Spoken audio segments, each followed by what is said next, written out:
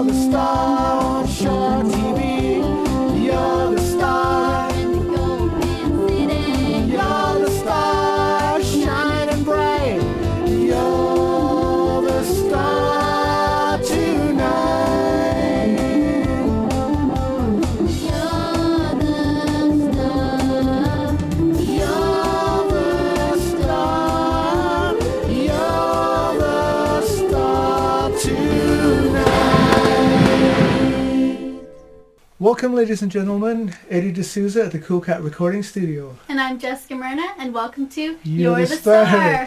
Today in the studio, I am really greatly honored to welcome Branwen Patenaude.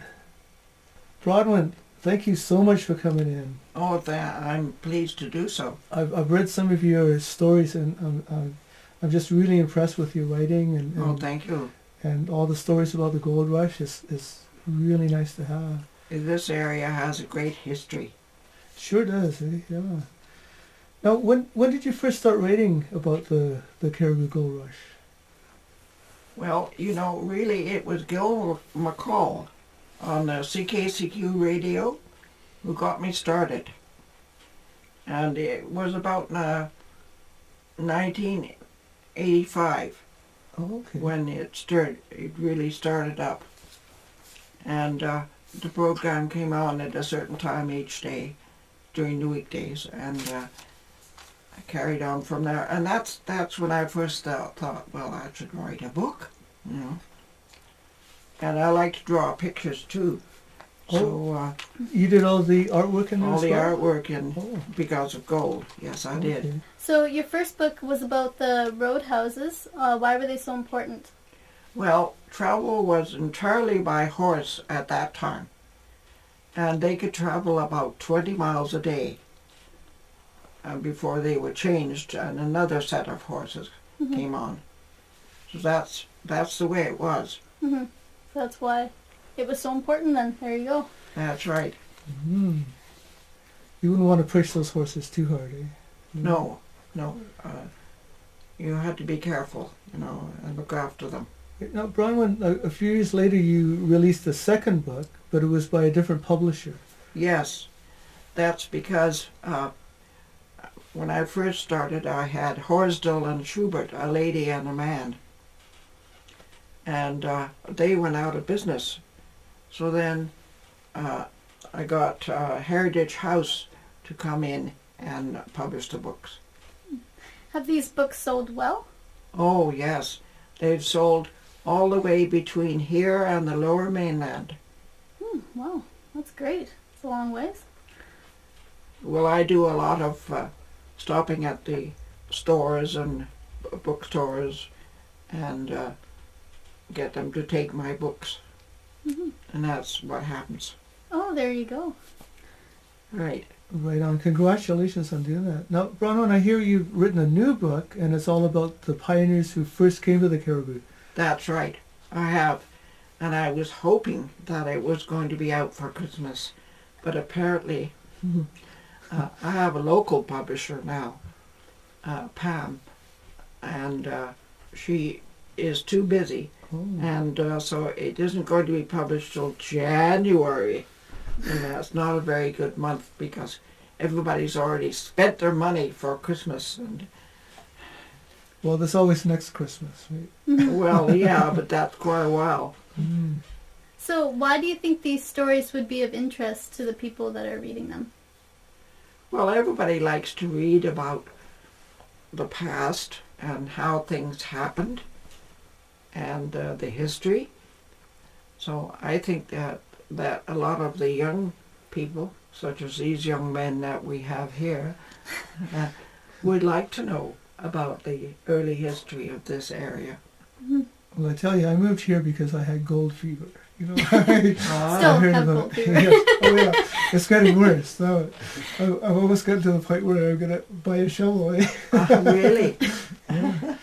But now, Branwen, you mentioned that Gil McCall from the radio station got you to write your first short stories. Tell stories. Now, did he announce them, or did you announce them? No, he announced them. Oh, okay. So you've never really announced them anywhere. No, I haven't. This is going to be a first, right?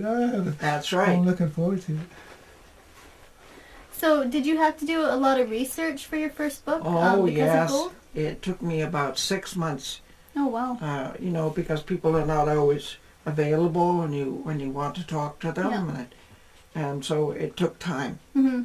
But it worked out eventually. Yeah, it's hard working around trying to get other people's schedules. They're busy, but you know, you got through it, and it took your time, but That's right. That's great that you got it done, and That's the way it you goes. drew pictures. And your artwork was amazing. Oh, thank you. Yeah, I enjoyed doing it. Now, Branwen, like, you wrote the stories. How long was it before your first book was published? After you wrote them? Oh, well, that was in the 1980s, and my first book was published in 1961, Horsdale and Schubert in Victoria. Mm-hmm. Oh, 1961. Was it? 1991. 91, okay. I'm sorry, yes. That's a long time in between, eh? It is. Did you ever feel like giving up? Oh, no. I'm not a quitter. I'm stubborn. Good for you. Okay, folks, right now we're going to listen to Branwen read some of her short stories from her first book.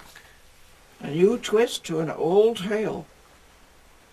Lover's Leap on the highway between Quesnel and Wingdam was once the site of a dramatic tale.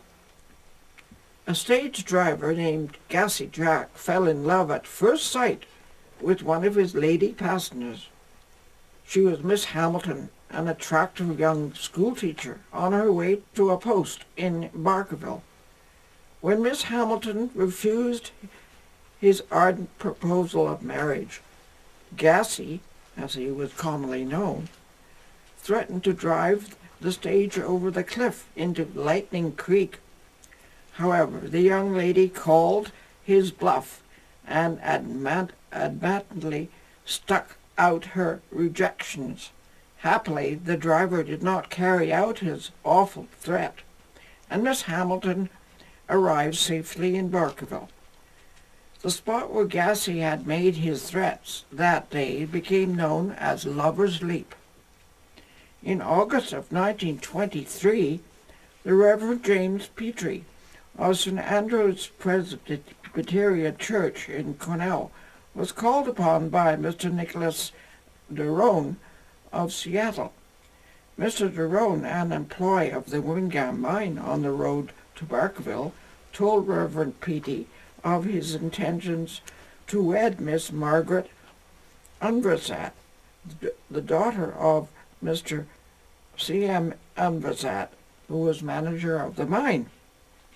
The couple planned to marry in a few days at Wingdam, where the bride was visiting Mr. Derone, and he requested the minister to travel to Wingdam to perform the marriage and to bring along a witness.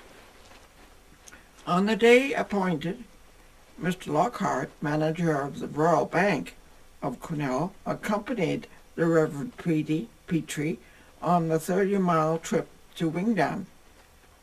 As the car approached the site of Lover's Leap, a mile within Wingdam, they were hailed by a truck parked across the road. It was the wedding party, accompanied by Mr. Frank McLean, also of the Wingdam mine, who was to be the best man. Miss Unversat had just heard the romantic tale of Lover's Leap, and being requested within the tale, she had decided to be married in the shade of a tree by the edge of Lover's Leap.